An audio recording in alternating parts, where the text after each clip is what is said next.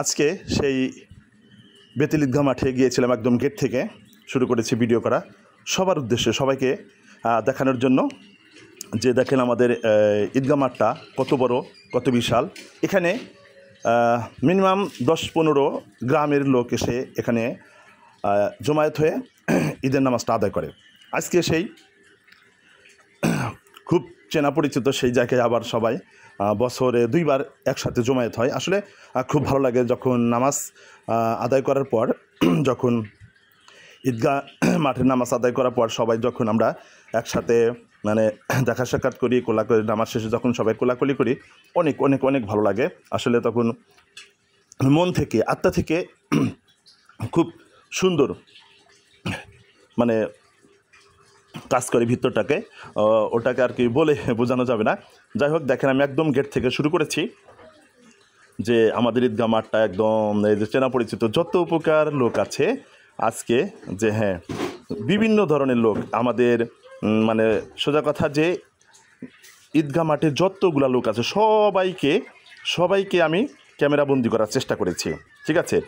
বিশিষ্ট ব্যক্তিবর্গ, মুরব্বিয়ানগণ যারা আমাদের দানবীর আব্দুল সালাম শেখ এসেছিল, আরও অনেকে আমাদের বড় ইমাম সাহেব আমাদের এখানকার আমিরুল ইসলাম সাহেবুনাও ছিল, আরও যত প্রকার চেনা পরিচিত মুখ ছিল সবাইকেই প্রায় ভিডিওতে ক্যাপচার করার চেষ্টা করেছি, ধারণ করার চেষ্টা করেছি। আমি জানি না অনেকে বাদ পড়তে পারে, তারপরেও চেষ্টা করেছি সবাইকেই এখানে নেওয়ার জন্য। দেখবেন আজকে ভিডিও দেখলে আপনাদের মনটা ভরে যাবে।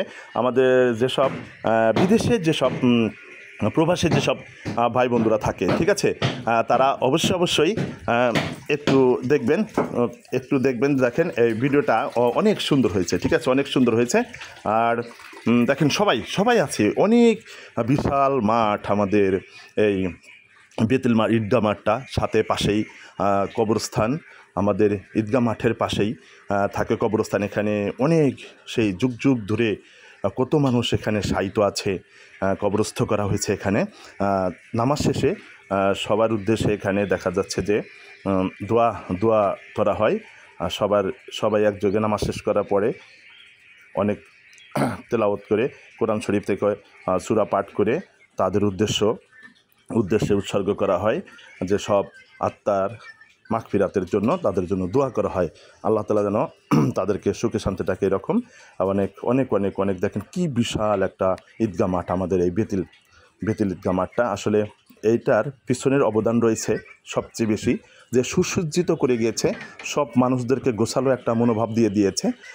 সেটা হচ্ছে আমাদের ওমর ফারুক চেয়ারম্যান স্যার। উনি এখন এই কবরে শায়িত আছে, বেতেল খামারগ্রাম কবরস্থান, এখানে শায়িত আছে উনি মারা গেছে। আল্লাহ তাআলা ওনাকে জান্নাতবাসী করুক, আমরা সবাই তার জন্য দোয়া করব। কারণ উনি দেখা যাচ্ছে যে অনেক পরিশ্রমী ছিলেন, অনেক সুন্দর মনের মানুষ ছিলেন।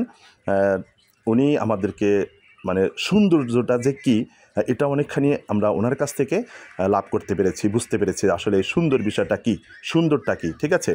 যাই হোক, সবাই তার জন্য দোয়া করবেন। আরও এখন যারা আছেন তারাও একটু মনোযোগ দিয়ে মানে মাঠটা যেন আজীবন কিয়ামত পর্যন্ত আল্লাহ তাআলা যেন কবুল করে, একটু দোয়া করবেন সবাই সুন্দর মনোভাব নিয়ে এই মাঠ এবং কবরস্থানটার পিছনে শ্রম দিবেন, ঠিক আছে। তাহলে আমাদের গ্রাম বাঁচবে, আমাদের ঈদগাহ মাঠ বাঁচবে, আমাদের ঐতিহ্য টিকে থাকবে, ঠিক আছে। এই জন্য আমি সবার কাছে করজোরে অনুরোধ করব, আল্লাহ তাআলা যেন আমাদের মানে মাঠের জন্য খুব সুন্দর একটা সিস্টেম করে দেয়, ঠিক আছে। দেখেন অনেক অনেক অনেক অনেক অনেক সুন্দর মাঠ, ঠিক আছে। আর কথা বলবো না, এখন যতটুকু কথা বলেছি এতটুকু শেষ, আর বাদ বাকিটুকু আপনারা দেখেন। পিছনে এখন নদী ভরাট করতেছে। এখানে আমাদের দানবীরের কোনো অভাব নেই, ঠিক আছে।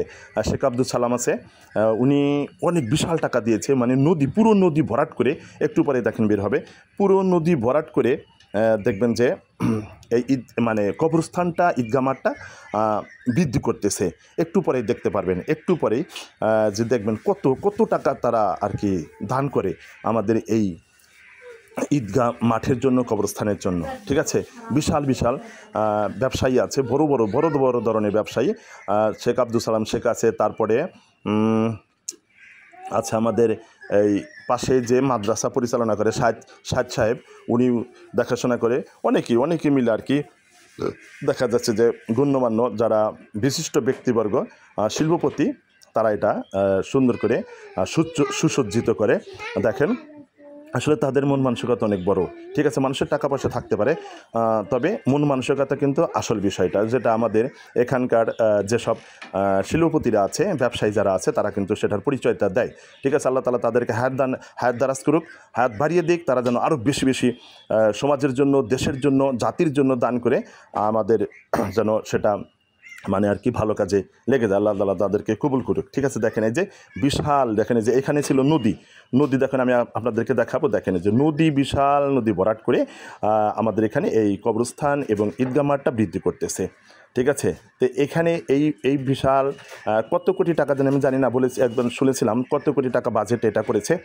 সব কিন্তু এই আমাদের বিশিষ্ট দানবীররা। ঠিক আছে, বিশিষ্ট দানবীররাই এই কাজগুলো করেছে। আমি নাম না জানা অনেকে আছে, যেরকম 2-4 জনের নাম বলি। শেখ আব্দুল সালাম শেখ, ইনি আছেন, তারপরে শাহেদ সাহেব আছেন, তারপরে হাজী নজরুল ইসলাম সাহেবের ছেলেপেলেরা হয়তো দিয়েছেন, আরও অনেক নাম না জানো অনেকেই।